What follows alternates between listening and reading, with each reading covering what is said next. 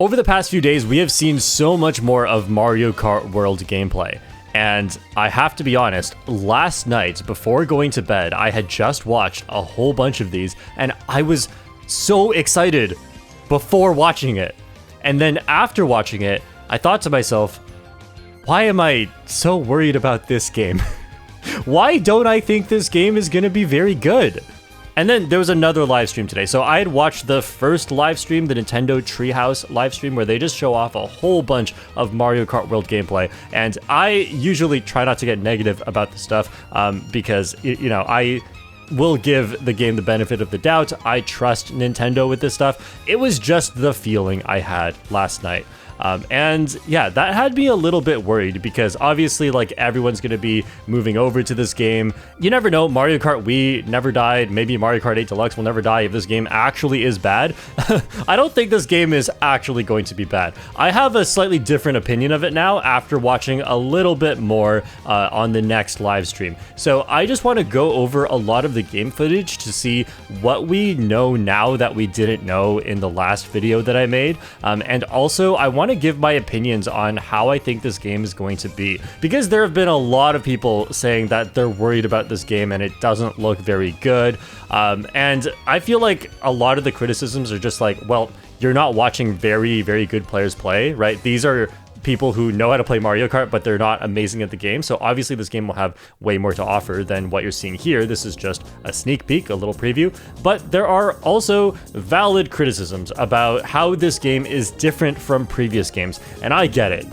It was the exact same things I was worried about. So yeah, today we're going to go over that. And I'm feeling a little bit better about this game now, but it still has the same impression it gave me in the first place. So yeah, let's take a look at what we've learned about Mario Kart in the last few days. So here's the character select screen. They do a little dance. I guess that's cool. Toad is so cute. There are 12 characters at once here on 7 pages, which means that 84 characters maybe? I'm loving the memes about all the characters that are going to be joining in Mario Kart. It is so funny because, yeah, it is so ridiculous what we're getting. Who asked for the dolphin from Dolphin Shoals? And then we have the vehicle selection screen. By the way, all that I'm talking about here is not what I'm worried about. What we're worried about more is kind of the track design, which we will get to soon. But yeah, the vehicles, there's only 4 stats now. Interesting. Nintendo, where are the hidden stats?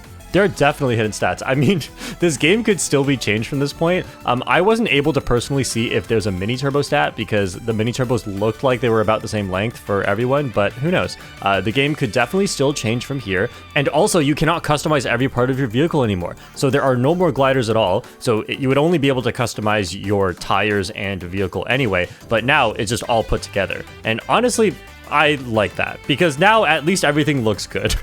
Whereas before, you just get a mishmash of parts, and a lot of people hated the way that a lot of the combos looked. So I'm totally fine with this. What we're watching first here is Grand Prix mode, and this is where my worries began. So Grand Prix mode and Knockout mode are both very different. Well, Knockout mode is brand new, obviously, but Grand Prix mode is very different from what we are used to. There are still different cups, and every cup has 4 tracks, but you're gonna see as we go in that there's just something wrong with this.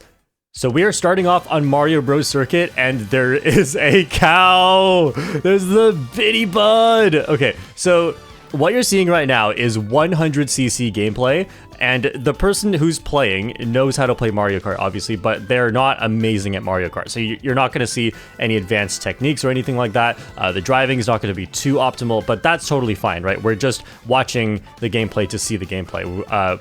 Nobody is good at this game yet, by the way.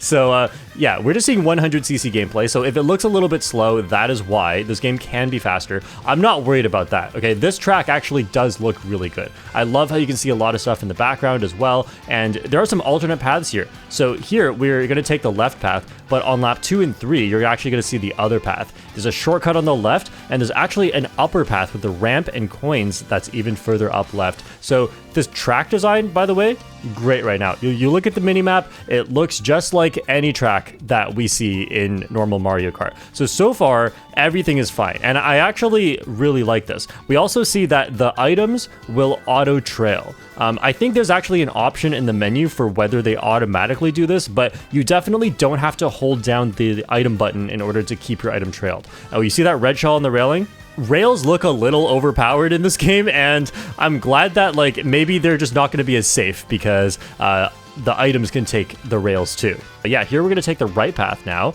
and given that this is the first track in the game, oh look, you can glide to the left side, and I think that's how you get to the upper path there. Given that this is the very first track in the game, what they like to do in the first track is kind of teach you a lot of the mechanics. So you can see the shortcuts here. There's a rail up on the top left. Like there's always alternate paths on this track. And there's always going to be alternate paths on a lot of tracks. And I think this is really, really good because 24 racers, I really, really like that because it's going to keep everyone away from each other a bit. And also, after the shock hits, there is rain. I think this probably makes the road slippery, but I'm not playing, so I can't tell for sure. And yeah, I think that's a super interesting concept. It actually makes the shock, like, I don't think you stay small for as long, but it does technically keep things interesting afterwards because you don't get to go as fast when you're slipping. So if we just take a look at the minimap here as the shock hits, watch Moo, or the cow. I don't know. I think it's just called cow. But yeah, the cow was the only one who didn't spin out and everyone else got shocked. But as we can see from this clip on Twitter, watch this. Look, 6th place without a dodge item, dodged the shock. How did that happen? Because the lightning strikes from the sky, obviously, and Yoshi was under an overpass and didn't get shocked. So what, if there's just something above you, you don't get shocked? Like you can't get shocked in a tunnel? That is crazy.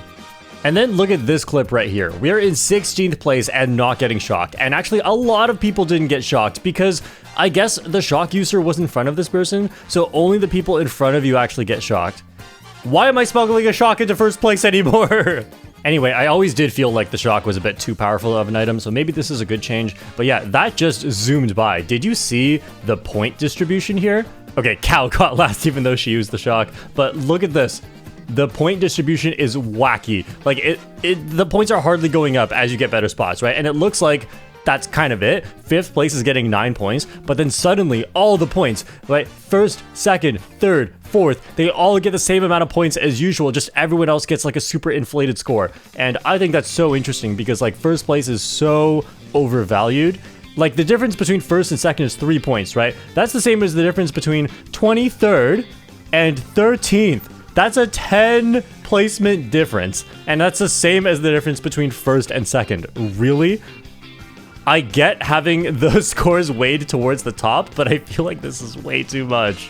Okay, that doesn't matter too much, I guess. The scoring will sort itself out, especially if you want to play competitive Mario Kart. We could definitely make our own community-based system. But look at this. We're getting a rolling start. We just don't start at the finish line. Why is that? Well, the reason is because we are now no longer playing on a track. Like, look at the mini-map. I mean, I don't think that's a track. It's not Mario Bros. Circuit, that's for sure. So what we're doing right now is, it says there's 3 laps. What we're doing is we are going to the next track in the Grand Prix. And this is the part that started to get people worried about this game. And I felt the same way. The reason is because look at the mini-map. What is that? So we just spent how long being on a straight line? Like, that was a really long time doing almost nothing. And like, yeah, there's boost panels, there's coins, there's items, and like, there's gonna be a lot of item interaction, obviously, because there are 24 players at once. And so the pack is gonna be close with everyone in the back getting better items. But yeah, like, does this look fun to you? And as you can see, the lap counter does go up. We're on lap 2, and we get to lap 3 now that we've crossed the finish line on Crown City. Look at the mini map now. This makes more sense. This looks like a Mario Kart track, and now we are actually playing on Crown City. So that's just the 3rd lap though. And like Crown City, it looks a little bit simple, but I mean, it's not bad. It's a Mushroom Cup course. What can you expect, right? It's just kind of here to teach you the game. It's only the 2nd track in the game. Now you're in the sky. So I think that this track is good. I don't mind this at all. But this is just 1 lap. right? We're playing 1 lap of Crown City in the Grand Prix. We're not playing all 3 laps. Like, why did we just get 2 straight line simulators followed by 1 lap of the actual course that we were expecting to play? So what this means is, like, the first track of the Grand Prix, you get to play the whole thing, but the second, third, and fourth track, you don't really get to play much. Oh, look at that. Okay, got first place. It's 100cc. What do you expect? The computer players are really easy to beat. People have complained about the difficulty in this game. Come on, it's 100cc. It's the same in every game. Let's move on. Now, this next one is arguably the worst minimap I've seen, and okay, the audio is off, but actually, during this section, the music for Tour Bangkok Rush plays, and I'm pretty sure that track is not in this game. I actually heard a lot of music from tracks that are not in this game, and I think that's very, very interesting, because obviously they still need music, and they don't want to make a bunch of original music. Like, if you have a bunch of good music already, why make a bunch of original, right? Cash in on that nostalgia. But yeah, I don't know how many people have nostalgia for Bangkok Rush, but I did hear like DK Summit and Ribbon Road in some other sections. So yeah, that's really interesting that the music is coming back for a lot of tracks that we're actually not going to get in this game. And I wonder if those tracks will come at some point, maybe in some sort of DLC. But yeah, like people already don't want to pay for this game. Imagine the paying for a DLC for this game. They're like, yeah, the original game only had like 20 or 30 tracks. We're just gonna make you pay more, you know, on top of the $80. Whatever, I'm paying for it, so I have nothing to complain about. I'm just, like, I'm buying it regardless, right? But like, yeah, for a lot of people who are kind of on the fence about it, that can totally sway your decision against buying the game. And I do wonder how that's going to affect the sales of this game. But obviously, you can get it for cheaper. You can get it for $50 if you get it bundled with the Switch 2. Then there are also these rails, right? These rails are all over the place. And I'm a little bit skeptical about how fun these rails are going to be because obviously, like, it's like smart steering, right? It keeps you on a particular path without deviation, and that's just like I want to move and feel free. So I don't know, like if the rails are always the best path to take, then I'm not so sure like if that's going to be fun. And also, I don't know why he didn't just land back on the rail. But yeah, I don't know how the controls work for rails right now, so like I'm just speculating at this point. Draft boosts though, because of 24 players, draft boosts are going to be so huge in this game, and I'm really happy about that because draft boosts were sort of like something that you rarely even do until you're really, really good in previous Mario Kart games. But in this one, I imagine like that's going to be one of the first skills that you have to master if you want to be able to win races. Okay, then we have driving on walls. That was just super jank. Like, is this game finished? Because what even just happened there? So yeah, we are on the actual track right now, but as you can see, we only get 1 lap of it and then it is done, and we're just heading on to the next track. Okay, so now we're heading over to the next track, and this mini-map, again, is really, really bad. Like, we have some turns at the start, but I do want to say that one thing that is all right about these in-between sections is that pretty much every single turn okay, as soon as I say it, there's no shortcut here, but almost every single turn on these in-between sections has some sort of shortcut, and they're often really big shortcuts, actually. So you're going to see a lot of off-road, and then during the straight sections, that's where you're going to try and get draft boosts and try to hit players with your items and try to, like, just explore the world. So at first I was worried that this is going to make for not very good gameplay. Oh, look, Mario just bounced on DK's head. Yeah, so at first I thought the gameplay was not going to be very good in these sort of like in-between sections, but you know what? I think that this is fine. And the reason I say that, like, I don't think this is going to be the most fun gameplay ever, especially not for someone like me, because I am, you know, I've played a lot of Mario Kart, and this just like, is like a little bit too simple for me to have that much fun here, probably. But what I do really like about this is that they're showing you the rest of the game, because they really want to promote this open world theme. And I mean, I don't know, I've never played open world Mario Kart. Maybe it's gonna be fun to like move around in the world and like meet up with your friends. I don't know, imagine being a gamer and having friends though. I'm not sure about their target demographic here, but it's just that this is to promote the rest of the game. That's what I feel like. And this is just Grand Prix mode, by the way. This is not how the entire game needs to be played. Okay, so we are now arriving on DK Spaceport after like, what, 3 laps? But this is now the actual track. And I think when you play online, if you're playing like versus mode, also like versus mode offline as well, you're going to be able to play these tracks just one at a time and do the entire 3 laps on it. Well, except for this track. This track looks like it is just several laps where every single straight section is an entire lap. This is basically Excitebike Arena, but it changes a little bit each lap. So if you're looking at the minimap and it looks like too many straight sections, just know that Excitebike Arena is the same thing. And we already didn't like Excitebike Arena. So also, we get to see Mario go in the off-road a bit there and not lose his drift. So that's exciting. Maybe we'll get some cool off-road tech. Okay, so with Grand Prix mode being like this, again, I don't think this is going to be the most fun type of gameplay for somebody like me, but the fact that it's easier, like, think about what the point is for Grand Prix mode. Like, when do you play Grand Prix mode? Because I know a lot of my viewers have played a lot of Mario Kart, or at least have watched a lot of Mario Kart, and so you guys obviously are better at this game, and if you think about who actually plays Grand Prix mode, though, it's usually people who are just starting the game, like trying to finish the Grand Prix mode, get first place in all of them. It's a cool achievement, but it doesn't mean you're like incredible at Mario Kart. It just means basically that you've learned the game, you've learned all the mechanics, and now you're ready to really, really compete. And I think this being the new Grand Prix mode is fine. Like, we don't need Grand Prix mode to be the same as versus mode. I've complained before that Grand Prix mode is just 4 races. It's just 4 particular tracks that they picked for you and you just play. And it's the same as versus mode. And so we don't get a lot of variety in Mario Kart. And now there's variety. So how could I complain about that? Like, it's not exactly what I wanted out of it, but it's different. And so that already is better, because if you just want to play 4 tracks in a row, just go play versus mode, right? We don't need that again in Grand Prix mode. So even if I'm going to be totally like selfish and cynical and negative about this and say, oh, the new Grand Prix mode sucks, it's too easy, I'm never going to play it. I wasn't playing it to begin with in the previous game. Like, they didn't take anything from me. The fact that they made Grand Prix mode easier literally shouldn't affect you if you liked the previous entry of this game. So I'm just happy that at least it's different. I've never tried it. Maybe I'll like it. And lots of people out there are going to really, really appreciate that this game not only provides more different gameplay, but is also much easier to pick up. Now we get our first glimpse of online mode. You can see Coin Coffer is just chilling there, just having a good time. Look at him. Okay, so this is an online lobby.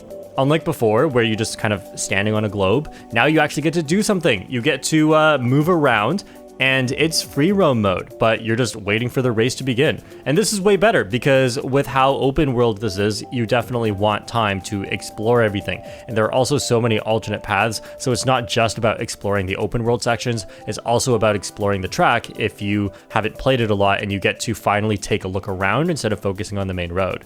So we have 150cc, normal items, hard computer difficulty. There's nothing that interesting there, but we are about to see a particular path being taken through the course, because this is Knockout Tour. And the way that Knockout Tour works is you go through a huge path across courses, but unlike Grand Prix, you don't do any laps on any particular courses. Instead, you just go through the in-between sections. And if you're already not liking the in-between sections, which, by the way, I think is going to have a name, I'm just calling them in-between sections at this point. If you don't like the sections in between tracks, then you are probably not really gonna like Knockout Tour. So we're starting off at what looks like we maybe just came out of Sky High Sunday. Not really sure about that. But then, yeah, look at the mini-map. There are a lot of straight lines, and when you turn, you just turn back the other way and keep going on straight lines. So this obviously had me worried when I saw Knockout Tour, because I was like, where are the tracks? Why are we just all going in a straight line the whole time?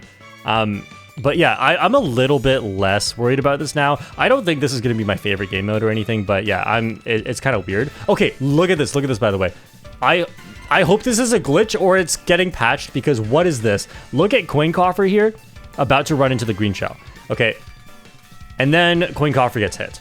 So that makes sense. I'm glad, like, they're playing online. I'm glad there's not really lag trails, because Coin Coffer had to get hit on his own screen. But look at Baby Daisy. Baby Daisy, where did you get that green shell? Did you get the green shell at the previous item set where Coin Coffer ran into it, where there is no green shell on Coin Coffer's screen, and then Baby Daisy throws the green shell away and hits somebody else? Ladies and gentlemen, we are playing online. This is not acceptable. I don't know what this is. This better get patched. This better be a demo version of this game where this is not going to last into the real game, because I cannot believe my eyes right now. Oh, but this is actually a good change. The way that Baby Daisy got hit here with the boomerang, usually, like, 24 people could pass you right now. When you get hit by a boomerang here, you actually spin out forward a lot and then maintain a decent amount of your speed. And you only went from 7th to 10th here. And I think this is a really good change because, yeah, getting hit by one thing and getting passed by 10 people at once is not going to be very fun. And also, especially just because in Mario Kart 8 Deluxe, getting hit by an item was really bad. And that's part of what made bagging better, because if you stay at the back, you're not really going to get hit by much. And when you get hit, you lose coins, so keeping your coins is also a good thing so you can go faster. Now, the downside is that, like, is getting hit not punishing enough? Like, is this not going to be as fun for the person who hit you? But typically, the person who hit you is close enough to pass you after the hit. So I think this is a perfect amount of time lost from being hit. I don't think it makes sense that the person passes you and you drop 10 spots. I think it makes more sense if they just pass you and that's it. And you actually have a chance for revenge. Like, if they hit you while you have an attack item, you may be close enough afterwards to hit them again. And I think that makes for a much more fun gameplay. I don't like it when I hit somebody and then they're just deleted from the race and I don't have to worry about them again. I do think, like, competitively speaking, you can argue for either one being better, but for fun speaking, like, I think being able to get revenge right away instead of having to make a huge comeback for 2 laps is way more fun.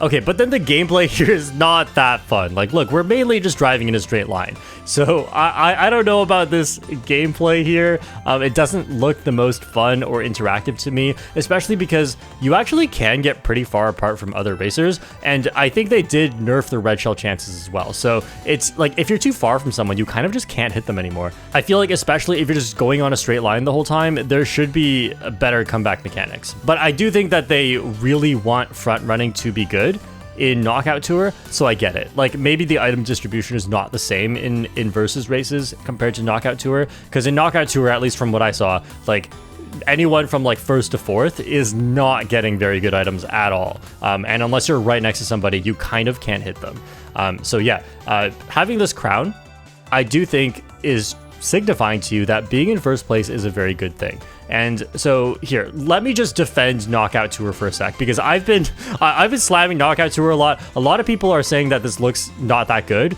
and part of it is because you're just racing on the in-between sections of tracks, and so you don't get to do laps. You're mostly going in a straight line, and that doesn't seem that fun. Maybe it's not going to be my favorite game mode and not a lot of people's favorite game mode, but if you think about, like, you know, who's out there commenting and looking into every detail of the new Mario Kart game? Obviously, it's people who have played Mario Kart before and love Mario Kart. And we are not beginners, right? Most of us are not beginners. Even people who don't play the game much, you probably watch it a bit and you actually know a lot about this game. Knockout Tour may not look that fun to you. But for a lot of beginners or a lot of people who just don't plan to experience this game the same way that I do, like, obviously, I love Mario Kart casually, but I'm also a competitive player, and that's where I get a lot of the most fun out of this game. That is almost nobody. Most people are not like that. A lot of people are like that, but most people are not like that.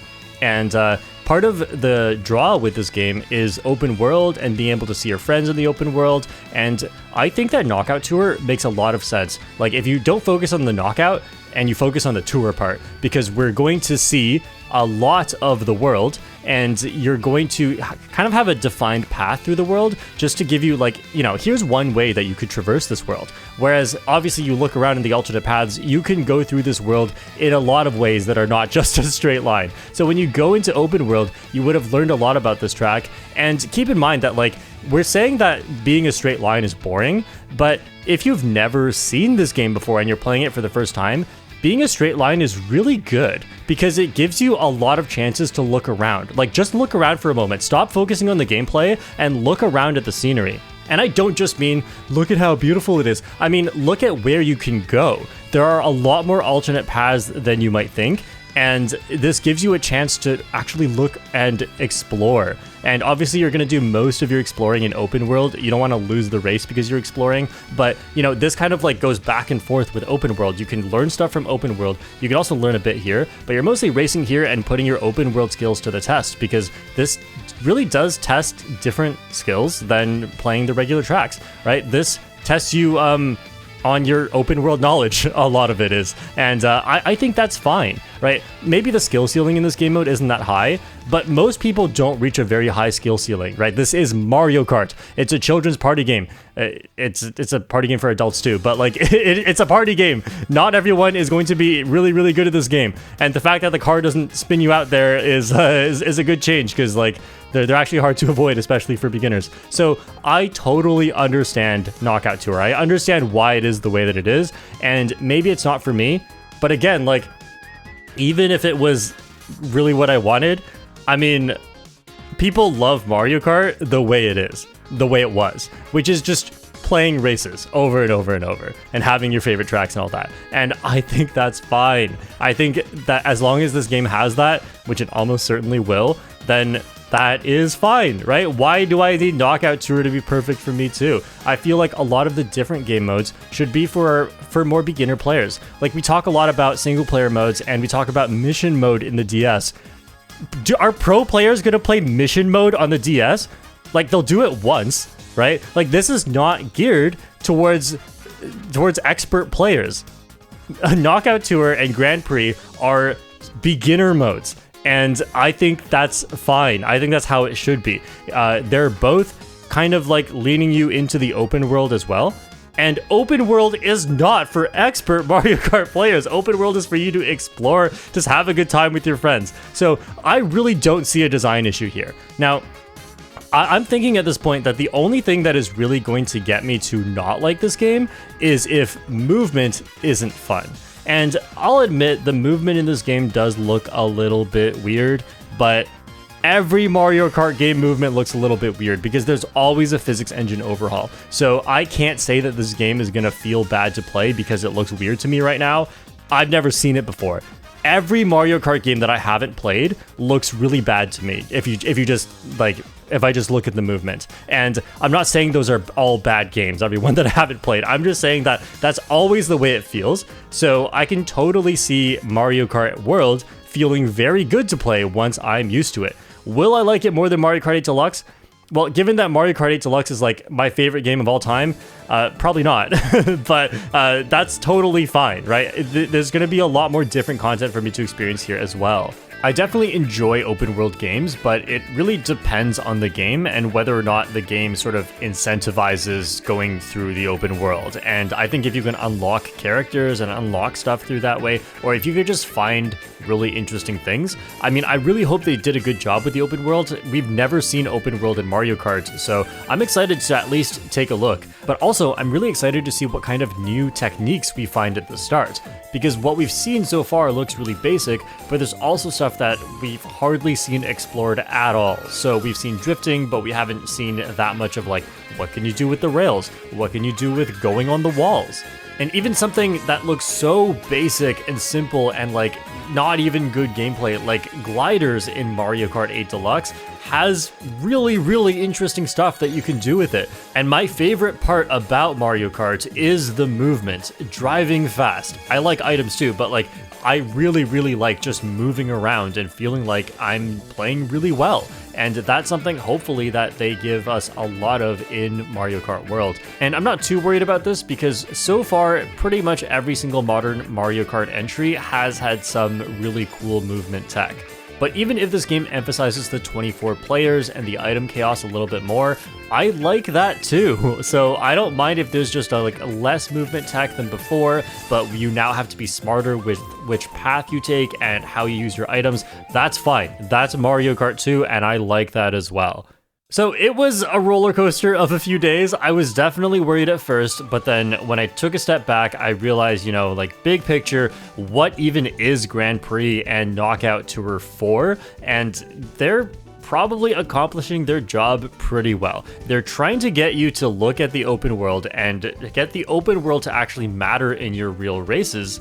And they're probably more geared towards beginners. Like, you don't have to be a beginner to enjoy it, but I do think that the better you get at this game, the more you're going to enjoy playing the courses with like tight turns and just like playing a single course, you know, a 3-lap course, more than just straight line simulator. I'm not going to deny that Straight Line Simulator is not my favorite kind of gameplay, but I have to admit that maybe it's not for me and maybe it's doing a good job of what it's trying to do. And all the things that I like about Mario Kart, they're not taken away just because these two game modes exist. We do have a lot of retro tracks coming in, and obviously they're going to be changed a little bit for this game, but they are still the retro tracks. And besides Sky High Sunday, I am very excited to play all of them. So are you more like me from yesterday, who is very skeptical about this game, or are you more like me from today, who thinks everything's gonna be okay? Let me know in the comments.